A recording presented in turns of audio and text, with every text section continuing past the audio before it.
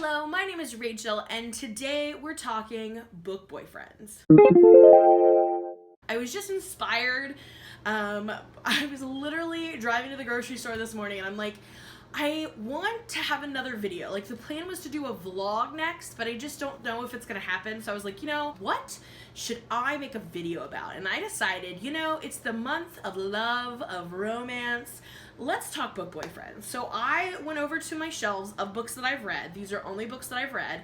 And I decided who I would want to spend Valentine's Day with from my list of fictional characters. And I picked out 8 that I think would be fantastic.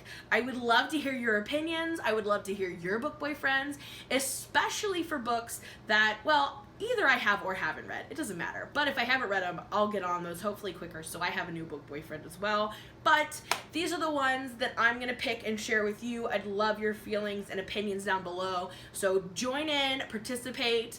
Let's talk book boyfriend. So I'm going to go reverse order. So coming in at number 8, this is going to be a bit of a spoiler if you have not read the Angus Thongs and Full Frontal Snogging books by Louise Renison. So please be aware and skip ahead a little bit if you have not read these. But my favorite book boyfriend is Dave the Laugh. I mean, he is amazing in this series. She has quite a few boyfriends, and they're all entertaining for their purposes. But Dave the Laugh is my favorite. He's the solid choice. He's who I wanted her to end up with. And I mean, who doesn't want a boyfriend that is just very accepting and loving and funny and kind of here for it all? Do you know what I mean? He just tolerates her so well because she's so extra. And I just think they're perfect together. I think he would translate well to a real character, a real person that you'd want to hang out with and do goofy things with. That's my version of a perfect romance. Somebody who is down to go do something crazy. Hey, what do you think about this? And they're like, yes, let's go. Dave the Laugh. Perfect. Number 8. Next up is one I had to think about a little bit. I knew, I'm driving to the grocery store again. When I'm thinking about this video, I'm trying to pre-plan who am I picking. I knew I was going to pick a character from a Sandhya Menon book because I love her romances, but I think there is one that I would prefer over the other ones. And I'm surprised because last year, I think I might have made a video like this. If I have, I'll link it down below. But I probably would have picked Sahil from the second book in her romance world, Love Twinkles. So I instead went with Ashish Patel. I think each boyfriend just gets better, but I love Ashish in this. I think they called him Ash for short, now that I'm thinking about it, yeah, which was even kind of cuter. And every time I said Ash, it made me think of Gone with the Wind. But I love this. He's just, again, kind of down for it. He genuinely likes her, and he has a good relationship with his parents and with his brother, and he just seems like he genuinely is just such a nice guy, and he really likes her, and they go on such cute little dates. It's all adorable, and I just really like him. I feel like sometimes my problems with some romances are that, especially not love to hate ones. Love to hate is my favorite trope, and you'll see why later in this list. But essentially, in the love to hate, you get to see all the good qualities about them as they start falling in love. Do you know what I mean? You see the bad things up front, but then you see all the good things leading up, and eventually they outweigh them. So you understand why they like each other. I feel like in a lot of contemporaries that don't have that love to hate, you're just supposed to like them. Here's this boy, he's cute, like him, And I don't know why. Why do we like him? But I feel like in this, you just see all these wonderful things about him. He's genuinely a nice person. Even if he makes mistakes, he seems to own up to them. He is flawed, but he is so likable and sweet. And I absolutely love their dates. I would 100% go on a date with Ashish Patel. Next up is kind of a weird one. I feel like this would probably be, out of all of the boys, maybe the one that people would be like, really? But I don't know. And I'm gonna say The Fifth Wave by Rick Yancey. Do you know who it is? Do you know who I'm gonna pick? So did you figure it out? I'm gonna pick Evan Walker because, no spoilers, but I know that might be problematic, in the long run, considering everything, but I love Evan Walker. And I think, I don't know, I just could picture being at the farmhouse with Evan Walker, and even knowing what you know, I just love it. I mean, there's literally, every time I reread this book, I'm just smiling the whole time. I'm in love with Evan Walker. I just really enjoy him. I think he added such an interesting element to this book. I think that, again, super flawed, but he just comes through for her over and over, and there's just such sweet moments, and I just really like the idea of him. And I can't say much more without spoiling any of these. And I really don't want to, because if you haven't read it, you need to read it and just fall all in love with Evan Walker as well. Next up is Peter Kay from To All the Boys I Loved Before by Jenny Han. Now, I would like to put a little caveat by saying I have not read the second 2 books. I plan to read the second book in February because the movie comes out. And then I'm hoping eventually I'll get to the third, like, this year. So I don't know if this is going to hold true after I read the rest. I hope it does, because I really like Peter Kay. Now, I also kind of find him, like, frustrating. Like, I feel like that's why everybody loves him, because I get frustrated, but it's, like, so cute, and he's just so fun, and I just think of, like, the baking scene, and I think of just their little moments together, and I really like it. I really get behind that little romance, and, I mean, I know I'm not alone in considering Peter Kay for a list like this. I'm not alone. But I hope I'm not alone once I've read the other 2 books. I hope not. I hope I don't feel like this is going to be like a bad choice. But yeah, I loved how the story evolved. I love how their relationship evolved. I'm also a sucker. Like, love to hate's my favorite, as I've already said. But, like, the pretend romance is, like, my second favorite. So I think I was just destined to like this. I would love to be Peter Kay's pretend girlfriend. That's all I'm gonna say. Next up is one that I feel like most people who've read this series are gonna agree with, and that is good old Gansey from the Raven Boys. I don't even know, like, I can't even tell you, like, why. I don't even feel like I can give you one good reason. I just want to hang out with Gansey forever. I want to smell the mint. I want to be around him. I just like him.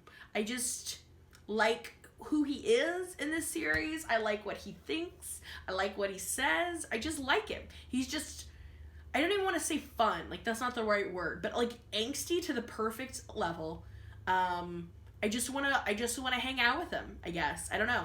If that makes me, like, a bluish character, that's fine. I'd rather just be me, but I don't care. Let's push all those other people to the side. I want to be with Gansey, because he just seems like it would be interesting. It would be an interesting little life. We could search for those ley lines together forever. I just feel like I would never really get bored.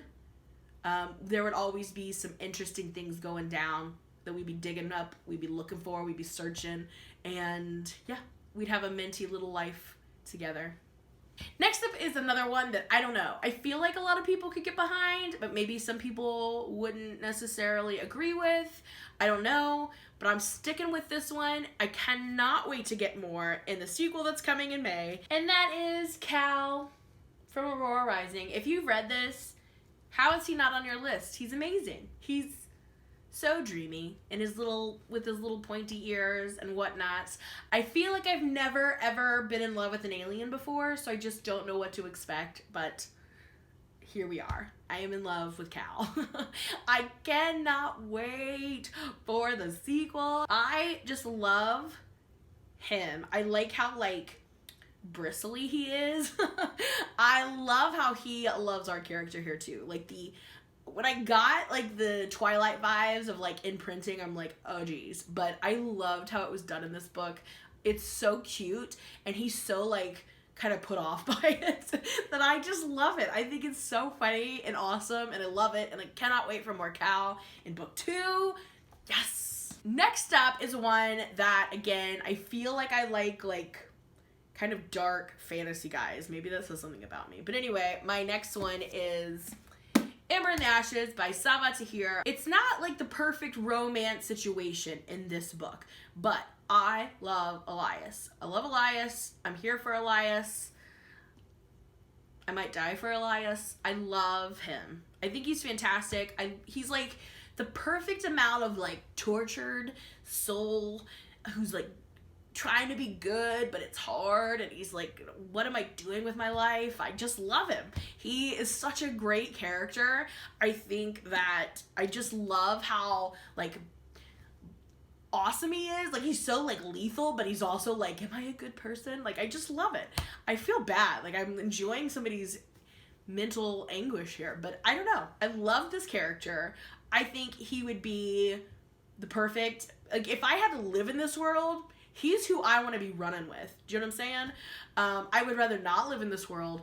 I also just now thinking of what he might look like in like a contemporary setting, and it makes me laugh. Like, he would be like one of those transplants where they show you like in the like getting transported into like the middle of a Disney movie or something, or when they pull him into the real world. Like, he would just be so lost, I feel like, in our world. But it would be funny, and I just love him. I like his character. I like seeing where he's thinking and what he's doing for people, and I'm not going to say anything about the second and third book and the fourth book, but my love for Elias is what makes me terrified to read these anymore. You know what I mean?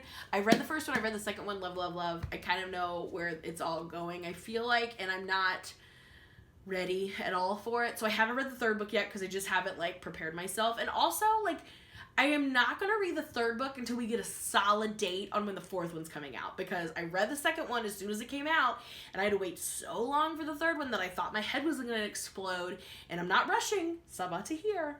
I'm not putting pressure on her. She's got to do her. But like, for me, for my self-care, I need to wait a little while so that my head doesn't explode before the next one comes out too. So I'm thinking I'm probably going to get to the third one soon, because I just don't think I can wait any longer. But I would really like a more solid date of the fourth book, because we kind of thought maybe this year, but now it says 2021, and that makes me kind of sad. But I feel like 2021 is going to be okay. And P.S., if you haven't heard, there's a graphic novel within the series coming out now this summer, so maybe that'll help offset the wait. I don't know. But Elias, love Elias. And then, if you don't know who my number one book boyfriend is, like, you obviously are new to this channel, so welcome.